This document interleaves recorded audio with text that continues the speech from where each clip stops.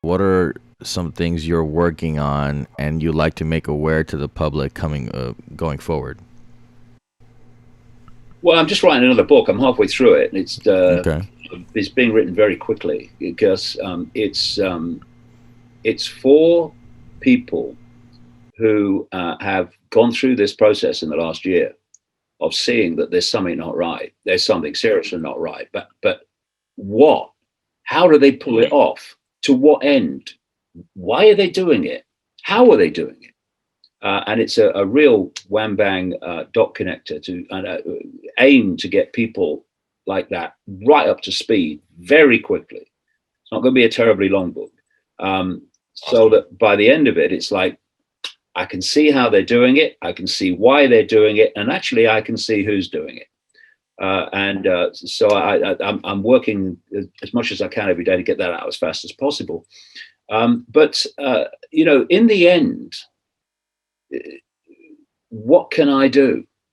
Well, it's almost not what can I do, but what can I not do?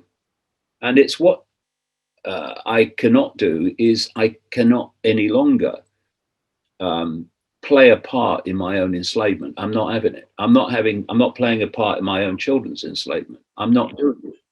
And that's the answer. It's staring us in the face.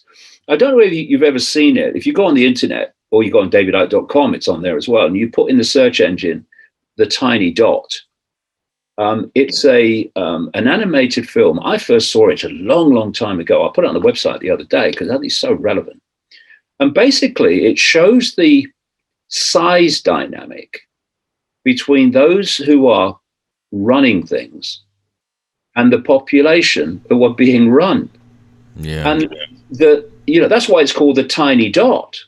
Because on the animation, you've got this massive population and you've got this tiny dot representing basically authority that's imposing its will on everyone else. And you do two things. You intimidate people into silence. Well, you do three things. You intimidate people into silence.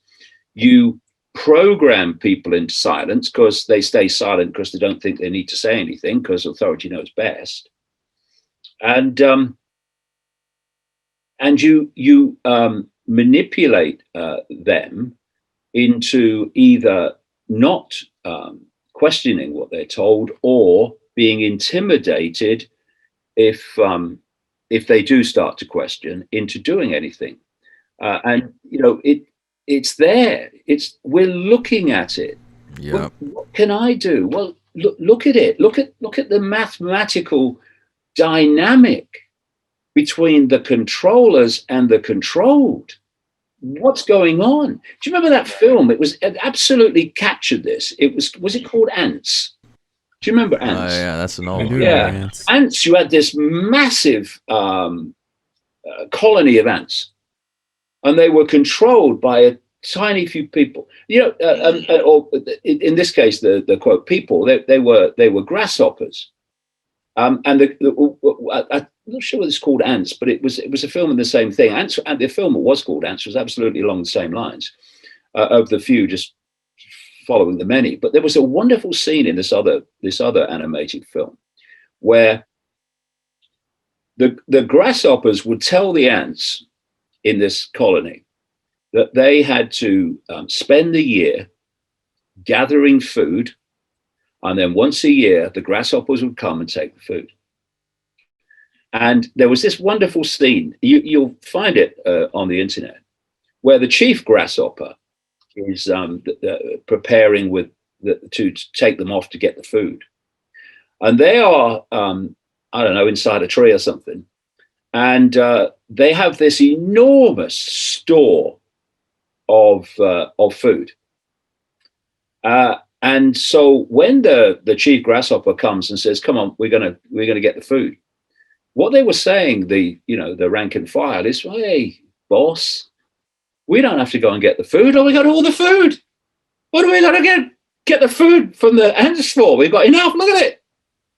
And then he's told them the facts of life, of the few controlling the many. Mm-hmm. He said, because in a previous scene, when they'd gone to the ant colony, one ant had stood up and challenged what they were doing. And this guy, this chief grasshopper said, yeah, what do we have to go and get the food for? Well, we got plenty of food. Hey, party, guys. And then he said, but just hold on. There was that one ant that basically challenged me. Oh, yes, boss, but that was just one ant. They're puny. Oh, yeah. But those ants, he said, outnumber us 100 to 1. And if they ever figure that out, there goes our way of life. And what's the answer? We figure out where the power is. They are censoring like crazy because they know where the power is. They're dividing and ruling us because they know where the power is. Mm. And when we figure that out, this game is over, but not until. Oh.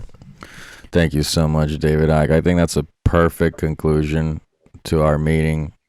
Do you have anything else, Chad? No, I think that was beautiful. David, stay on the line for just 1 second.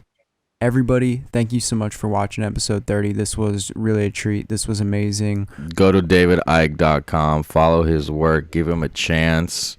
You know, don't glaze over it with your old belief system. Don't do that. And just give him a chance because David Icke is doing something so brave that we really need right now. Yeah, and we'll link everything in the description. So thank you, everybody. We'll see you next time. It is widely known that the tobacco and diet industries lobbied governments with scientific propaganda for years until proven guilty in court. The artificial treatment of our water is the next corporate deception. For example, virtually every nation in Europe has rejected the use of artificial fluoride. International studies since the 40s have repeatedly shown that endocrine and neurological effects increase after repeated consumption, even at the levels accepted by U.S. government. Epic Water Filters is the most thorough industry-grade filtration system that Houston Ensemble has ever used. They reduce heavy metals upwards of 99.5%, such as lead and mercury, bacteria like E. coli, and poisons like chromium, nitrate, and fluoride. Join us in our journey to living a toxin-free life and get your Epic Water Filter using discount code Houston Ensemble, lowercase, one word. That's Houston Ensemble, lowercase, one word, for 20% off your Epic Water Filter.